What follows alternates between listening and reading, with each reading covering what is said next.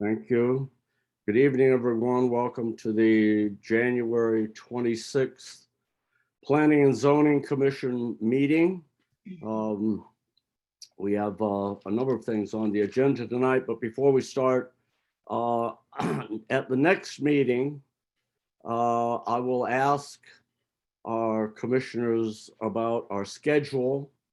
As I look at the schedule in November, our meeting would be the evening before Thanksgiving. And in December, the meeting would be between Christmas and New Year's. I've asked the town if they could support a meeting the second week in November and the second week in December. That is November 9th and December 7th. So if you take a look at that, commissioners take a look at that, we'll vote on it next time. The other announcement I have is we were notified earlier that on the town website, the rod and reel project, which the commission reviewed and approved on December 15th of 2020, the language on the website said it was simply reviewed. That has been changed to say that the project was approved on December 15th, 2020. So with that, do I have a motion to approve the agenda? Motion to approve. Second. Okay, all in favor? Aye. Aye. Okay, the motion passes. Second thing on the agenda is to review and approve the minutes from the January 5th Planning and Zoning meeting. Do I have a motion to approve? I approve. I make a motion to approve.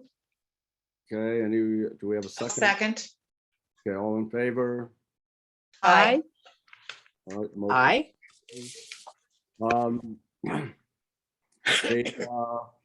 The fourth thing on the agenda is public comment. Do we have anyone from the public that wants to comment on the agenda as presented?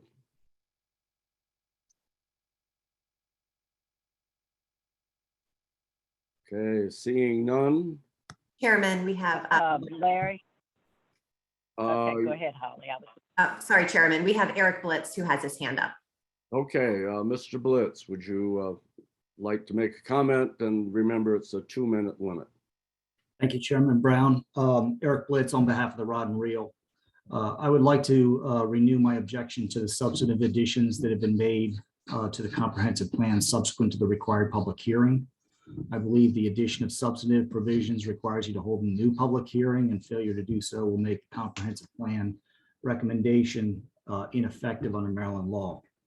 The addition of notations to maps or correcting delineations is not the problem, but consider the changes to page 114, adding to the list of topics for adequate public facilities ordinance, especially with respect to adding schools, a subject the town has no capacity or authority to control. In addition, you propose to add recreational open space requirements to residential developments on page 114 and all developments on 126. You also have infill development requirements for a continuity of character, also a substantive change.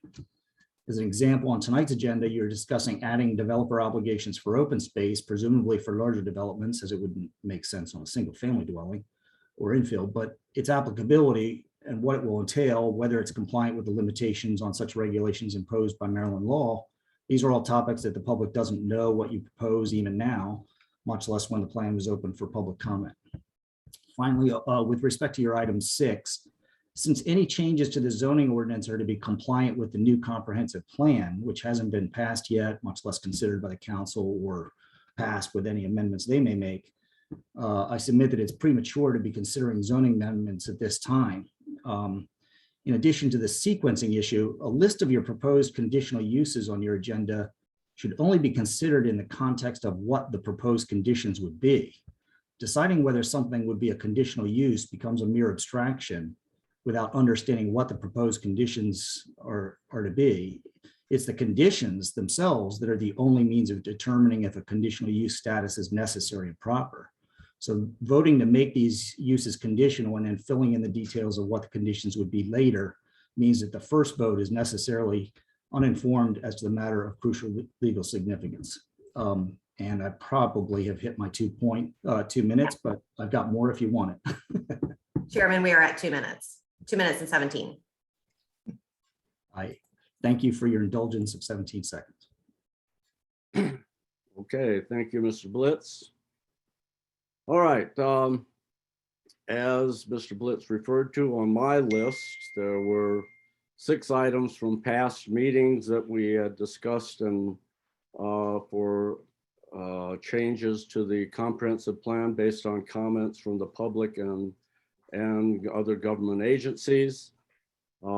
Has everybody had a chance to review those, read them? Yes. Has anybody not had a chance to read them? Okay,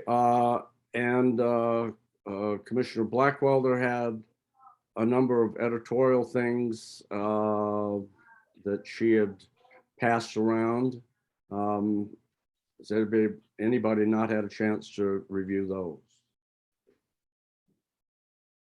Okay, unless one of the commissioners disagrees, I believe all of those amendments, changes have been made, and the current plan, which is on the town's website for public review.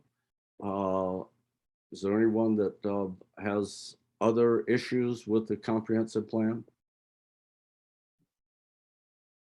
Hearing none. Then I will make a motion that we approve a resolution approving the comprehensive plan. And the resolution as it reads says that the Town of Chesapeake Beach Planning and Zoning Commission approving the comprehensive plan, whereas it is the duty of the Planning and Zoning Commission pursuant to the land use article of the annotated code of Maryland to make and approve a plan to guide the physical development of the town. And whereas the Planning and Zoning Commission has now prepared a new comprehensive plan to update the current plan, which was adopted by the mayor and town council on January 20th, 2011. And whereas the work of the Planning and Zoning Commission in preparing the new plan has included the collection and analysis of information on demographics, land use, infrastructure, environment, water resources, and other aspects of the town and its surroundings, a forecast of growth and change, a formulation of planning objectives and desired characteristics for future development, the design of recommendations and policies to guide development and conservation, and the provision of public facilities, the designation of recommendations to guide implementation, and whereas the Planning Commission conducted a public hearing on the draft plan on November 9th, 2021, and over the course of several subsequent meetings, considered the comments from Chesapeake Beach citizens, and including written comments from the Maryland Department of Planning and the Calvert County Department of Planning and Zoning, and deliberated on the revisions to the draft plan in response to those comments. And whereas the plan and its supporting findings and recommendations are set forth in text, maps, charts, and figures in a report entitled Comprehensive Plan 2021 Update. And whereas the Planning and Zoning Commission considers the plan to be a necessary guide to the future development of the town of Chesapeake Beach, now therefore be it hereby resolved that the Planning and Zoning Commission on this day, January 26, 2022, hereby adopts the Chesapeake Beach Comprehensive Plan 2021 update and recommends the plan to the mayor and the town council for adoption. And be it further resolved that the clerk to the Planning and Zoning Commission hereby transmits a signed copy of this resolution to the mayor and the Chesapeake Beach Town Council. signed by the chairman. Do we have a second on this motion? I second it. Motion to amend? Okay, we have an amendment. Who is that? Commissioner It's Lori. Blackwelder? Okay, Commissioner Blackwelder, what is your amendment? I did not see when it described the entities that we were hearing, the word businesses. Is the word businesses, local businesses in that resolution? You're saying it should include citizens, businesses, government activities. Is that the paragraph you're talking about? Yes, I'd like to make a motion to include local businesses. Okay.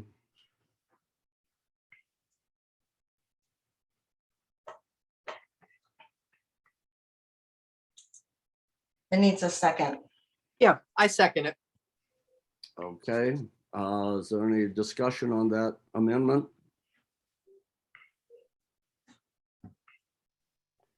Hearing none, all in favor of the amendment, please say aye.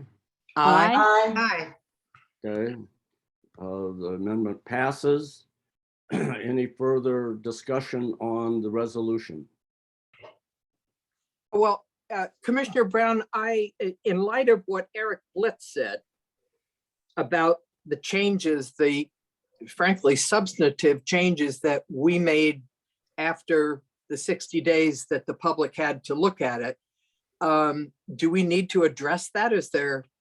Are we just going to sort of blow past it or hope it doesn't get noticed, or what should we be doing about that so that the comprehensive plan isn't jeopardized in some way?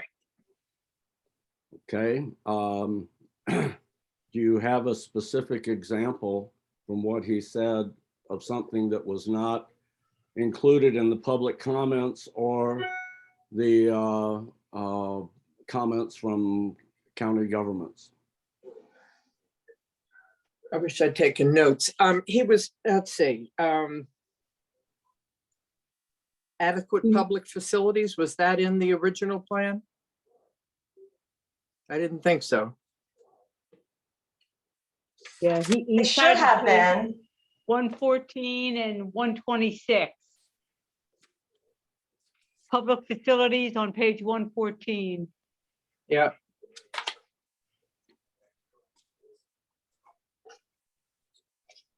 Well, did anybody else, did that register as problematic to anybody else?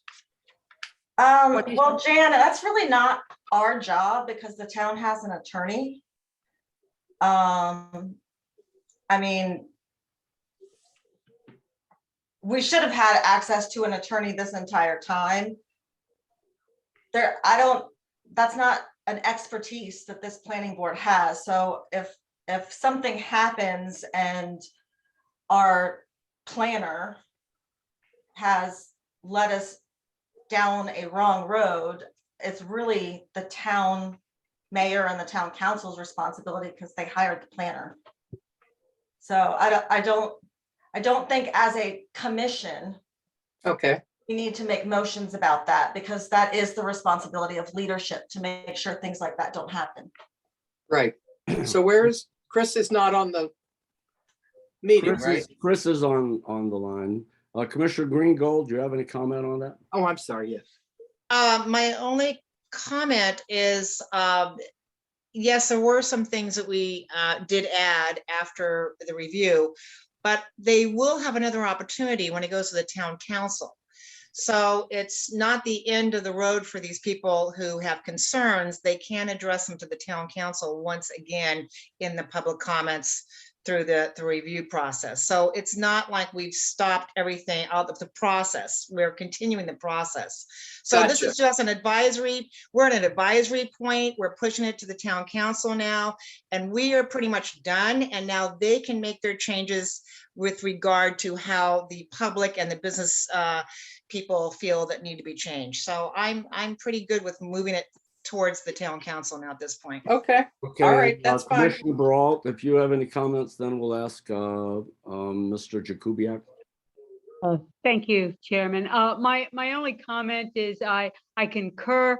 I think that it is not our capacity to determine that if we're in legal compliance. And I think upon the review by the council and the mayor, I maybe naively, my thought is that there wouldn't be any, the town wouldn't allow any, I guess, infraction of the law in, as Mr. Blitz implied, on public facilities or infill development. So I think that if that was a violation of a zoning or an ordinance, the town's legal counsel would intervene in that capacity. So I concur, and I think the comprehensive plan should be submitted to the town council and the mayor. Yeah, and Makes sense. And One more Mr. thing. Jakubiec, if you have any final comments? Sure. The planning commissions comply with the land use article. And by the way, each of those ideas and changes and concepts and recommendations that Mr. Blitz mentioned derive from the public comment and your deliberations on the comment and how you thought best to address the public comment. It would be absurd to think that the planning commission is required to have a public hearing every time it listens to the public and then makes changes that are derived from the plan. One change that you made that equally related to the public comment was to change the allowable residential building types in the and to redefine the residential village, which effectively addressed Mr. Blitz's client's wishes. Should we go back and hold a public hearing for that? So I think you've done everything by the book. You've done an admirable job getting this to the mayor and council. And of course, they will hold their own public hearing as well. And there'll be a whole renewed opportunity for public comment to influence the outcome of the draft plan before it becomes final. Okay, cool. Okay, any other discussion? All right, voting on the resolution to pass the comprehensive plan on to the town council and the mayor. All in favor? Aye. Aye. Aye. Unanimous. The motion passes, the resolution passes. We will move on from the comprehensive plan. Then to the next item on the agenda. There's a list of items that when we started talking about zoning changes necessary to implement the plan. And let me ask Chris one point.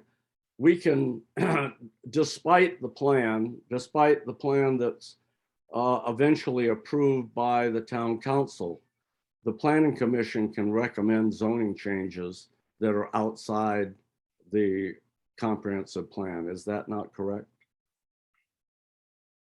Yeah, the planning commission could recommend just about anything because you are an advisory body. Ultimately, it's the mayor and council, the legislative branch that deal with the liability of getting For things. example, we passed passed to the town council a zoning change to limit heights to 35 feet. That was not in the previous comprehensive plan, but it was passed, it was sent to the town council for their consideration.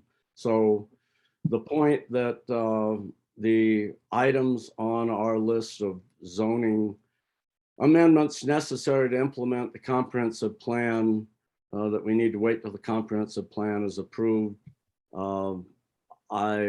I don't see why that is necessary. I think we can move on. I agree.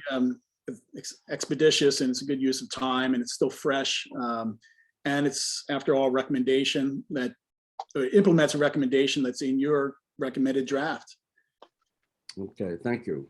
So going to the list that Commissioner Blackwelder produced last September, I believe. would you like to make some motions, Commissioner Blackwelder? Do we have a copy of that list to refer to? Well, It's in the agenda. it was Oh. attached to the agenda. Okay, Page starts, It's yeah, behind the chairman's list, correct? yeah, at the end of after the chairman's list, we had, Right. okay, I see the motions. Okay. okay, so if we go back to the top of that, thank you. This is directly Okay. from Commissioner Blackwelder's list that she we presented go. in September. There are a couple things that she had on the list for discussion, which I eliminated. I'm sure we'll have time at future meetings to discuss those if she wants to bring them up again. So Commissioner Blackwelder, over to you.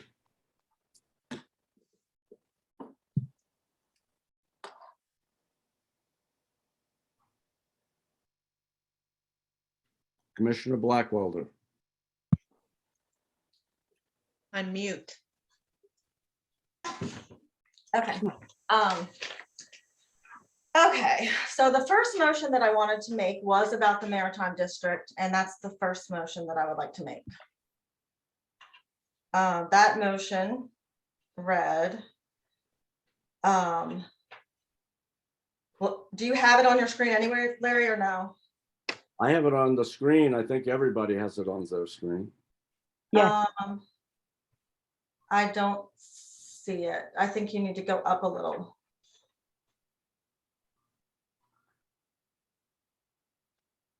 Okay, I think that's it.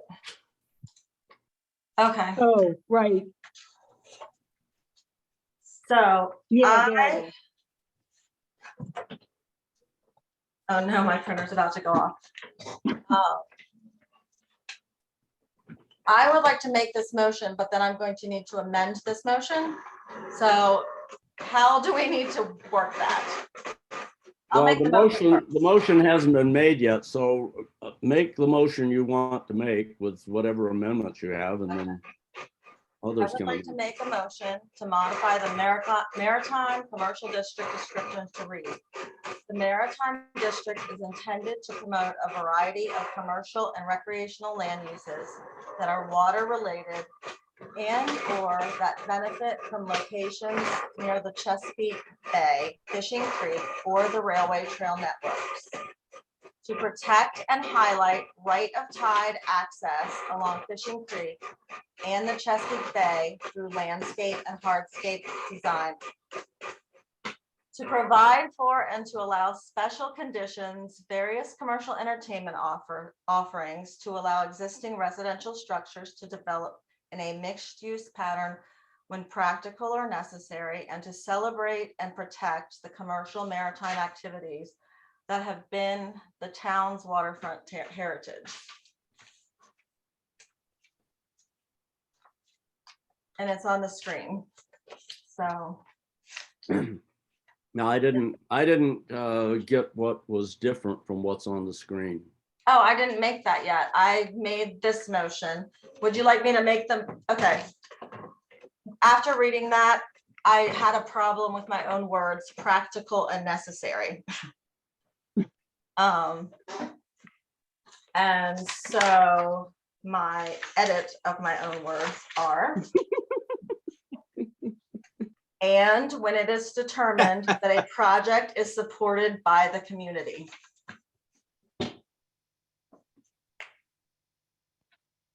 So cross do we out- second the motion first That's what I was wondering. and then the amendment, or what? Well, we usually have, if there's a motion and then there's an amendment, we vote on the amendment, but since it's Commissioner Blackwelder's motion, I figured she could present it as she wanted, and then no amendment would be necessary. So confusing.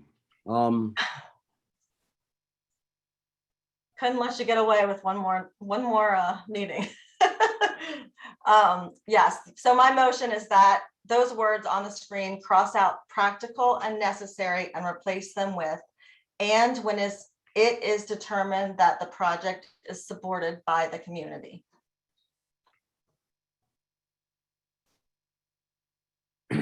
Okay, is there a second? I'll second. We have a second. Is there any discussion? I'd like to lead off with Mr. Jakubiec, if I could. Get your thoughts on this description. Well, it certainly is comprehensive. Generally, these purpose statements are drafted a little broader, and there's a purpose statement for each zoning category. The more specific you get, the possibility exists that you may eliminate or you may miss something, and then there's an argument about purpose. Sometimes it's in construction of an ordinance, it's good to have these purpose statements stated broadly, and it's just the essence. But given that it's drafted, I won't wordsmith anything except for the last part that seems to imply some type of kind of decision-making or conditional decision-making. I think it's inappropriate for a purpose statement, and it's not advisable to have in a purpose statement for a zoning district. It's mixing the general purpose and intent of a district with some type of regulatory conditional statement. If the planning commission were to go in this direction, when it got to the town council, I would advise them to strike that section, that last section that Lloyd was thinking about amending. So as the first part of it, though, I mean, it does the job, but the last fragment raises some concerns for me. Chris, can you state where you would want it to be edited? From what point, after offerings, or could you be more, could you identify where that you want the statement to stop?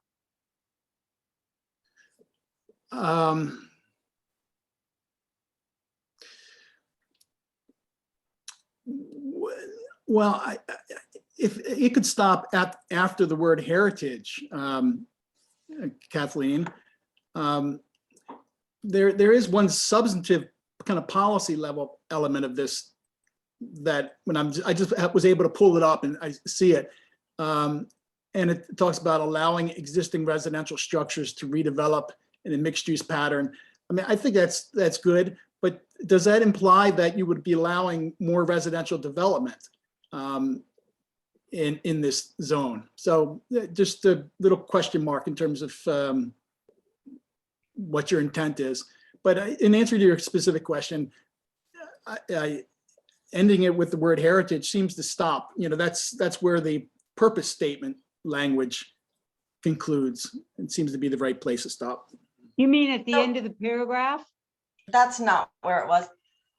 Oh, I'm not sure where. I guess I didn't have it in front of me when Lori was amending it to include the part about public support for a project. Okay. It's just kind of hard for me to follow without actually seeing it. So is the paragraph we have, the motion before us right now on page 1 of 3, Lori, is that the latest motion that you have?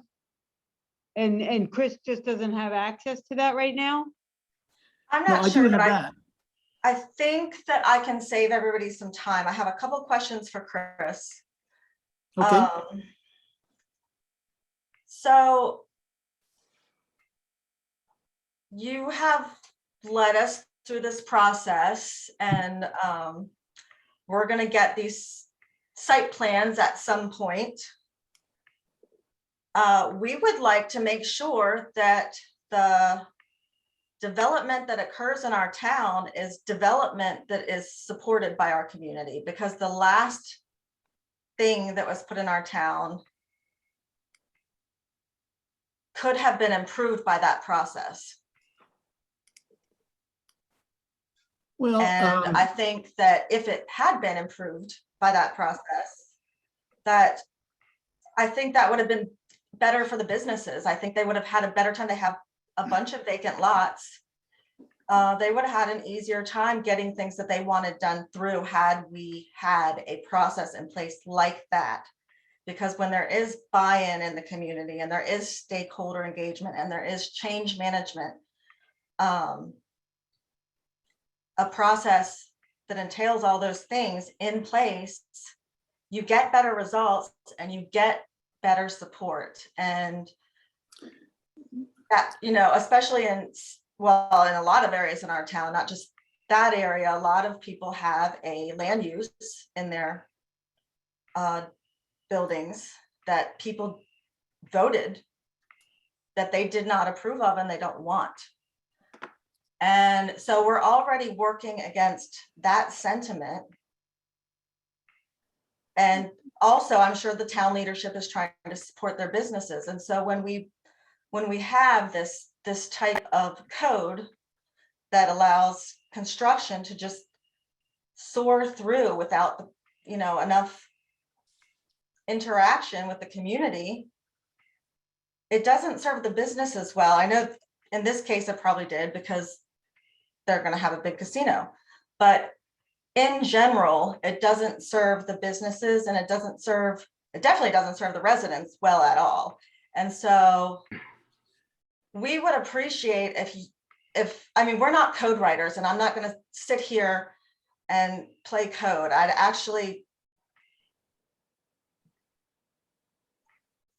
I'd probably withdraw this whole set of motions and make it the motion to advise, because we are an advisory group, to advise the town council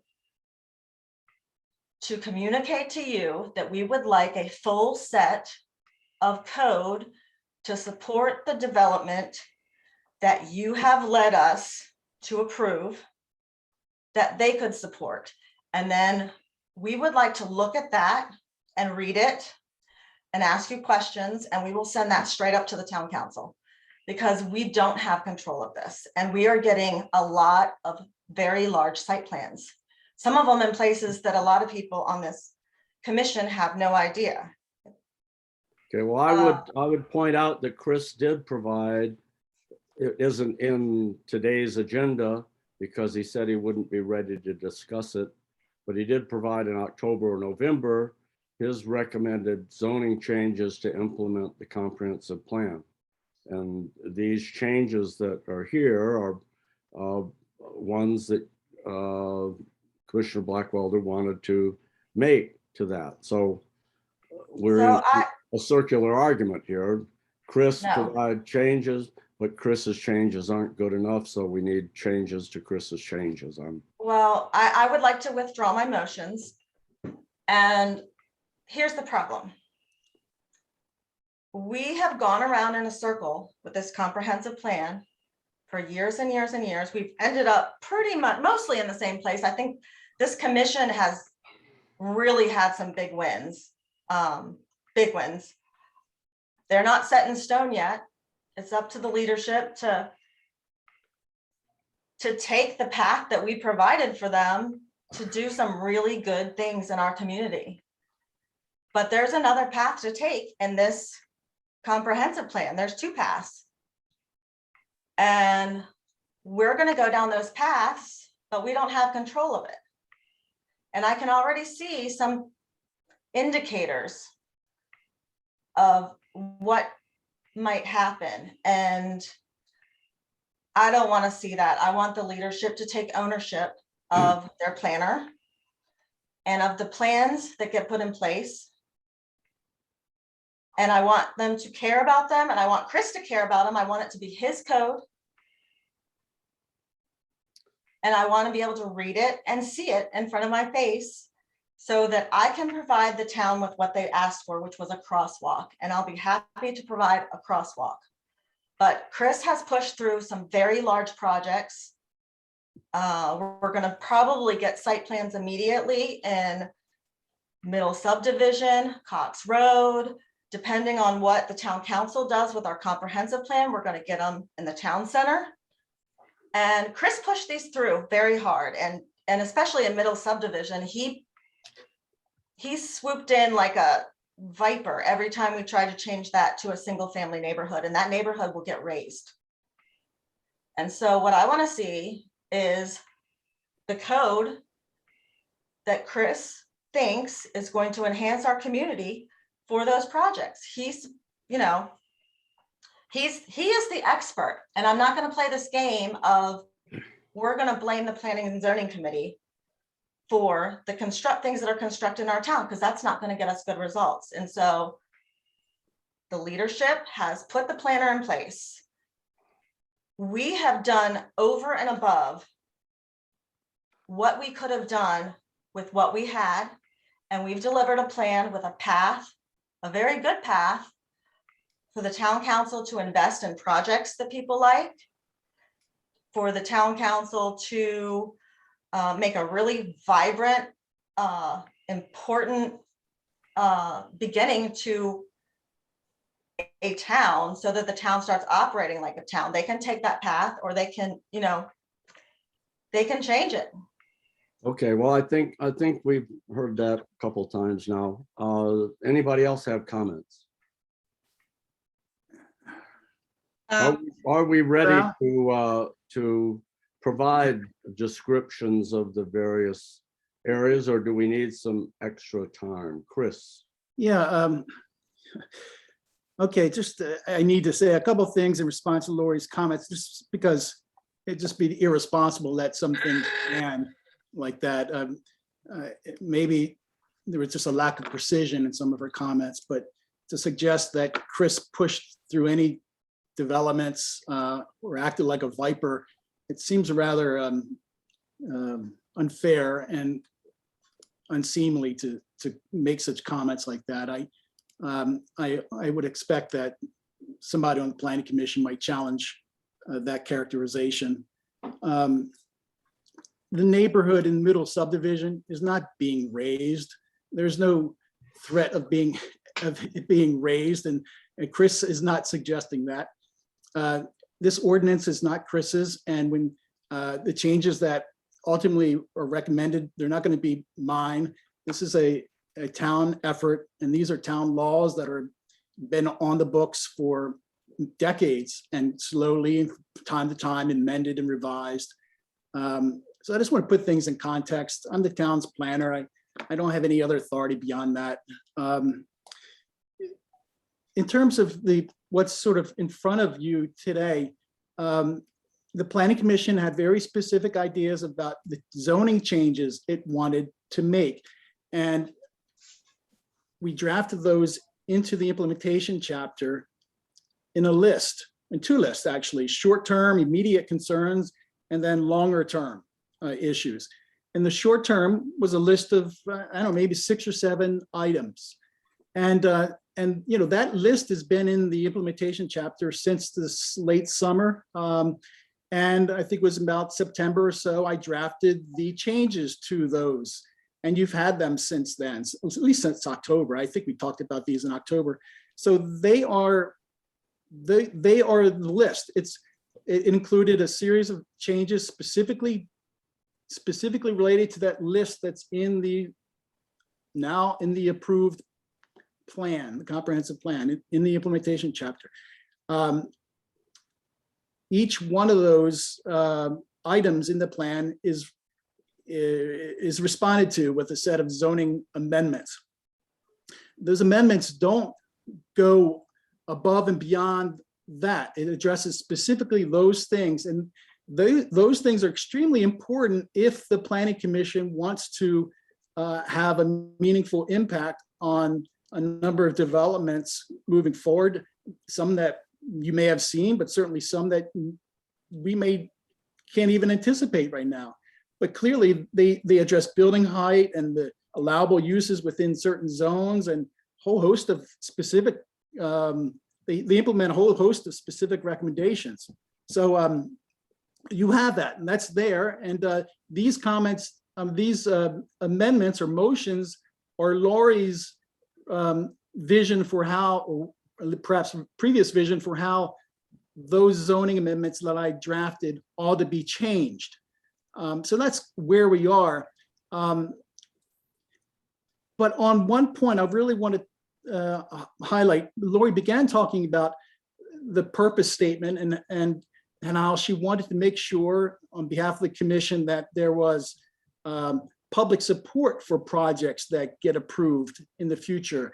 And I couldn't agree with you more. And I think the highest level of transparency and public engagement in the planning process, the better. And by that I mean the development review and approval process, like public notification and those types of matters.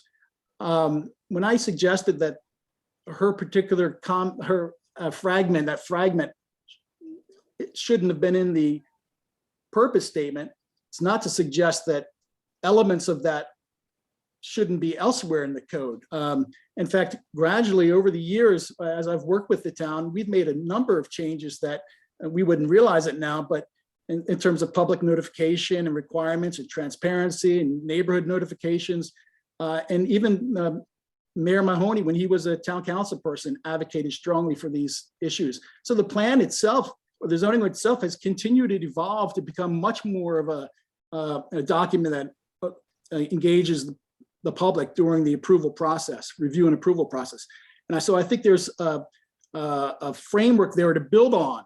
And I'd be delighted if the Planning Commission asked me to kind of work on that ethic, and incorporate more ideas to build that level of public trust and coordination and transparency into the zoning ordinance, because there are ways, but these set of amendments that we're responding to now are the ones that you thought were critical, that you thought needed to be addressed immediately. And so that's why even in the summer, I drafted them, and they've been, on your docket, so to speak, for months now, while, we've had to set it aside until we got the plan done. But so if you ask me to go back and do the big picture rewrite, which I've done multiple times in multiple places, I'd be delighted to do that if the mayor authorized me to. But there are short-term priorities that the Planning Commission has said you want to be committed to.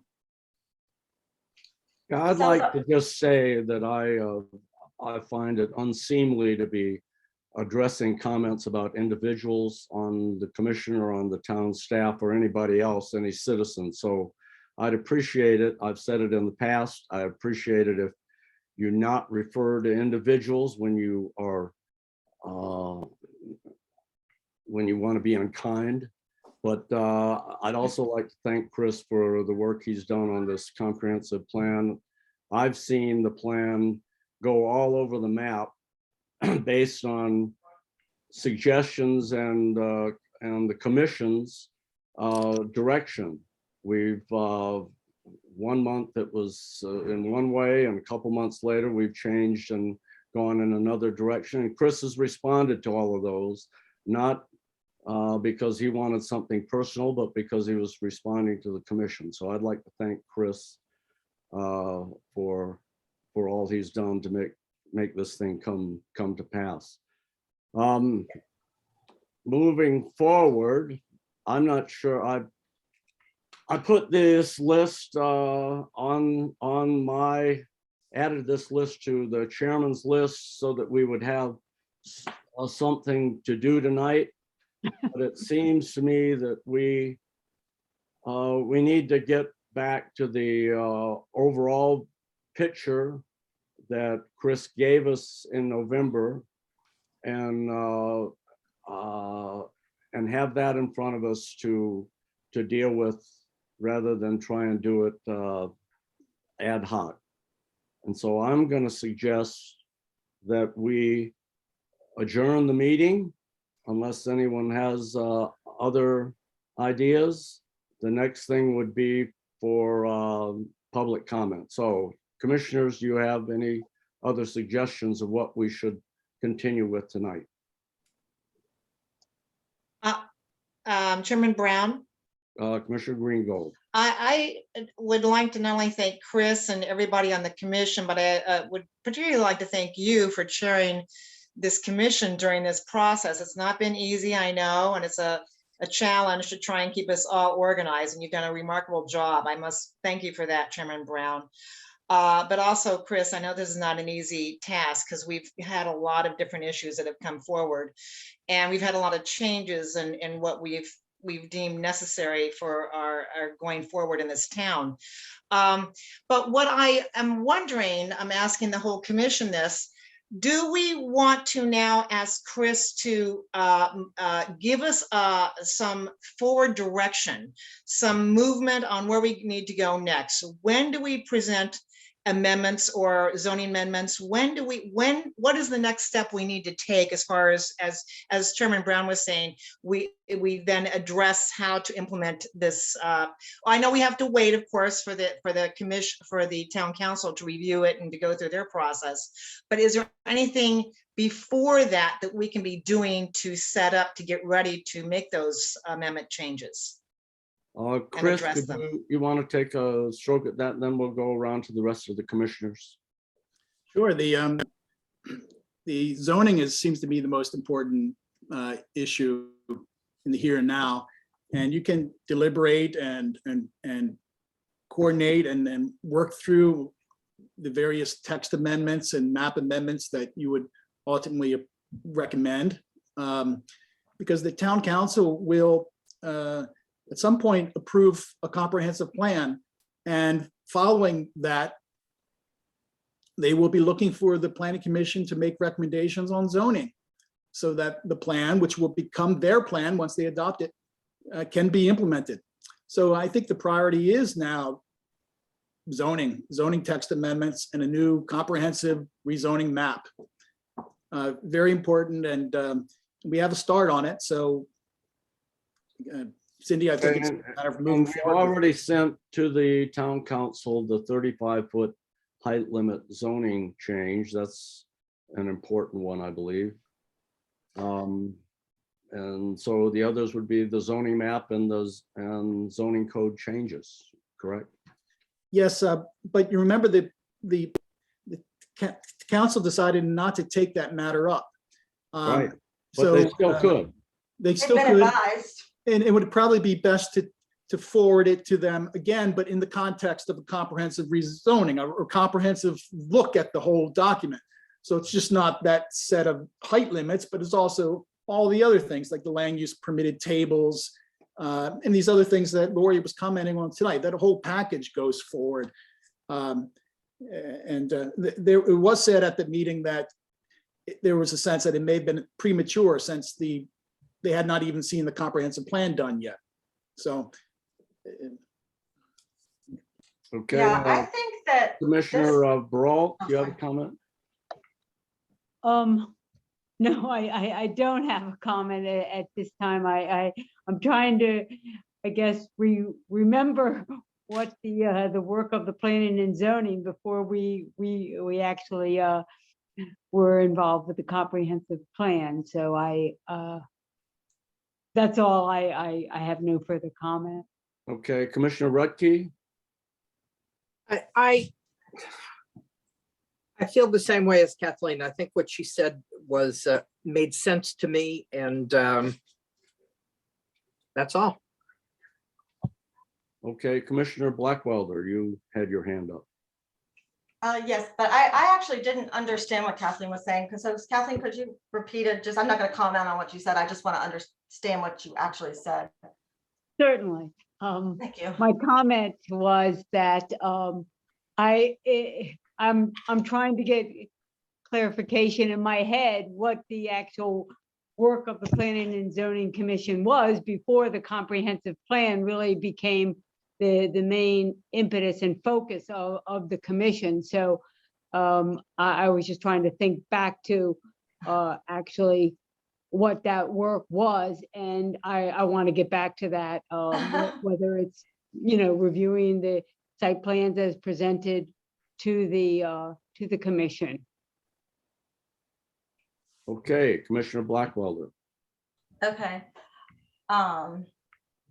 Yeah, so I am also anxious to get back to the business of the town, which is reviewing site plans. And I want us to do that with a code that is fully endorsed by both Chris and the town council. And that that is the only way that we will get a very good result for our town. I do think the component of public engagement and public approval is important. That is my feedback to you, Chris. But ultimately, Chris is the advisor. He's the expert. Our job, we've done an amazing job. And Chairman Brown, I know you and I go head to head. That's okay. I respect the job you did greatly chairing this meeting. I do not want to go another round of piecemealing code. I would like to see a full complement of code to go with the plan that we just passed. And because what will happen is what happened with the sign ordinance. We talked about I wasn't on the commission at this time, but I like Valerie went back and read meeting minutes, and there was talk of a sign ordinance, and there's talk of a sign ordinance and talk of a sign ordinance. And the next thing we all knew, there's a 20-foot sign that is backlit. It has, gaming 24/7, big bold letters, and people claim they didn't want that. But if they didn't want that, then that should not have happened. And I really fear that the same thing will happen with this code. And I think the fastest way for us to get done is for Chris to provide the code, give it to us in enough time for us to read over it and digest it, and then we can discuss it and send it to the town council. And the town council has access to Chris. Chris has been planning with us for 3 years. He has been speaking with them over that same amount of time. And they can also give him their feedback. And we can review that code. I don't intend to make one single amendment to that code, but I will provide a crosswalk like the town council asked for, and they will make the decision like they have the authority and the responsibilities to do. And that's how this should work. Okay, so having heard that, I would say there are no further comments, so we'll move on to the. Chairman Brown. Oh, yes, go ahead. Can I ask then, so then going back to Chris, I'm going to continue what I was going to ask about our next agenda item, you might say. When can we start working on the architectural design elements of the town? When can we get into that aspect? I mean, I know we've got the amendments, but what about the architectural design? Well, let me step in. As I recall, in our comprehensive plan, we recommended an architectural design committee or public citizen involvement. I think that falls way down our list. We are somewhat delayed. I believe Chris can explain this better in reviewing the critical area ordinances in the town, comparing them to the state and getting them in alignment with the states and with alignment with what the town wants. We have a lot of zoning issues to consider. So I would say that the design recommendations, that starts with a volunteer committee. As I recall, that's what we proposed in the comprehensive plan. Chris, over to you. Yeah, so there is a set of critical area regulations that need to be adopted. That state law requires municipalities to comprehensively update the critical area regulations, which effectively keeps the local regulations up to date with the state regulations, because critical area commissions entitled to regulate and change regulations. And so that shouldn't take much time, I'll tell you. And it's really a matter of taking their model ordinance, which we already have. And Cindy, you might have been on the planning commission when we first began this discussion. I think given all the other priorities, we probably can move through this particular set of things in a much more pro forma fashion. We have a model ordinance and we've customized it already for what the Chesapeake Beach model for dealing with buffer yards and things like that. So that's a very important item. In the bigger picture, in terms of the architectural design, remember what we recommended in the draft plan was that we commission a study before we actually write the code so that we really know what the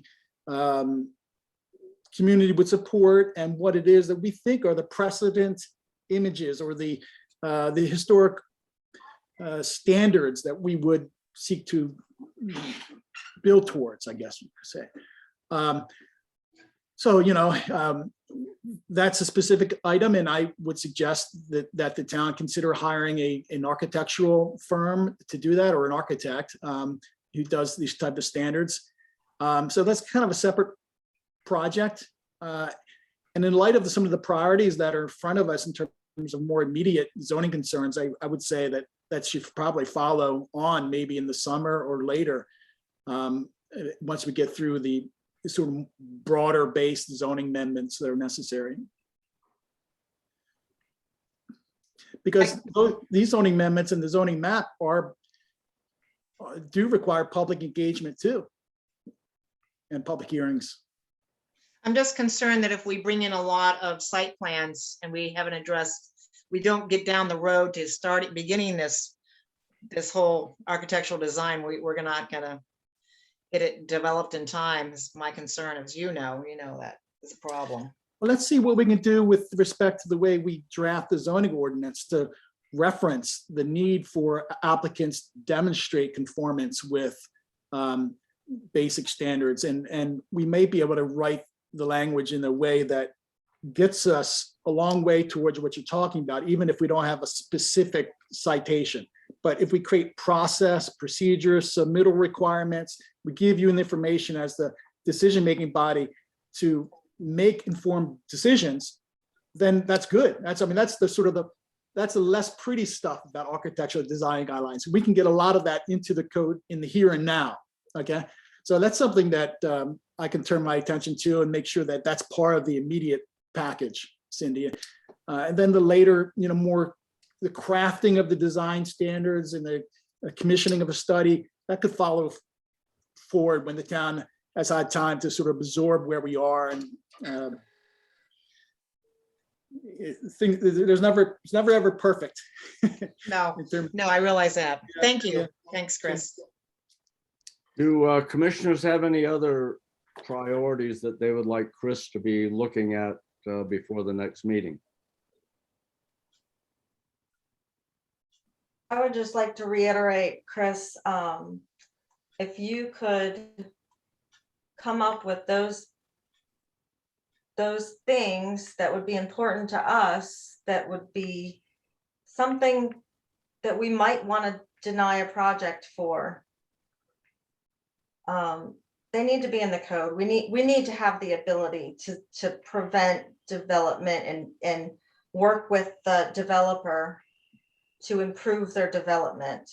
And one suggestion, I think that we'll just start out with some really good code, is if we require some of the standards for the climate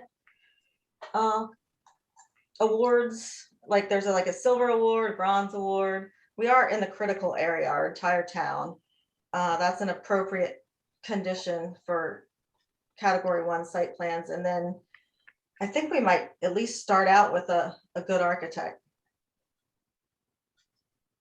And being sensitive to their environment. That's a good, easy little bullet that you can put in as a code recommendation that will improve a lot of things. Okay, having heard from all the commissioners, is there any members of the public that would like to comment? Yes, Mayor. Councilman Boudreau. Yes, Councilman Bodine. Yes. And, I just want to thank you all for the efforts that you have undergone in the past few years on this comprehensive plan. It's such an important visionary document for us in many ways on town council and for the town and for our residents and for our businesses. I've always seen this as the first step of the process.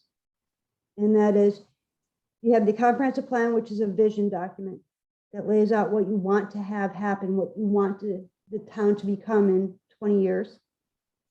And then it's the first prong, and the next two prongs are the zoning map, and that tells you where something is allowed. And the third is our code, section 290, and that tells you what's allowed. So I want to commend you through this arduous process that y'all have been involved in providing a document in the form of a comprehensive plan and a vision that has taken a lot of work. And I've listened to all your meetings. And I look forward to what I think are the next steps, which is the where, the zoning map, because you changed things like RV1, RV2, or before we just had RV. And so that needs to be in the map, or where. And then you have section 290, which is our law. So if I were someone coming into town, those are the two things I would look at first.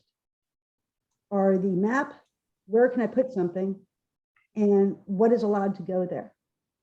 And so I just, once again, cannot thank you enough for your time and effort.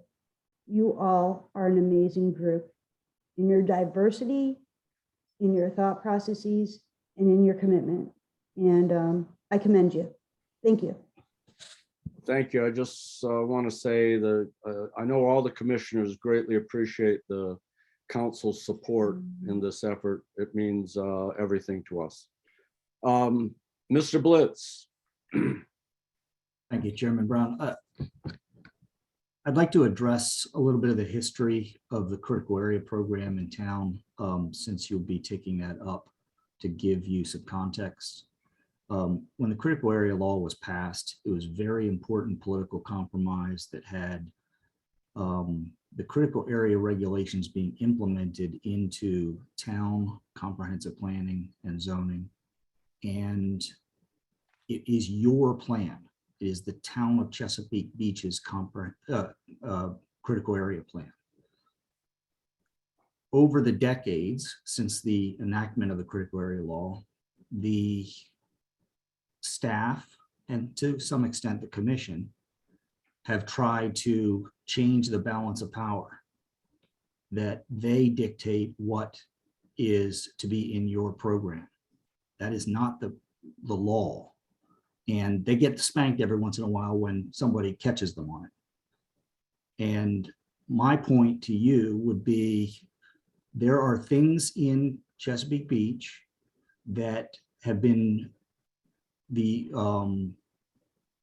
part of the critical area program since its inception that were instituted in recognition, much like Annapolis or other communities that were already built out prior to the implementation of the plan, to preserve those areas that you wouldn't ordinarily be able to do. So you have the whole seawall.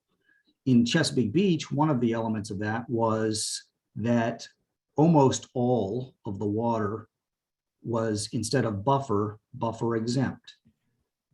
That was a dramatic thing, and it was part of the arguments at the time, but I'm just letting you know that staff will give you a model ordinance. That's their wish list, but it's your program and you should decide what is best.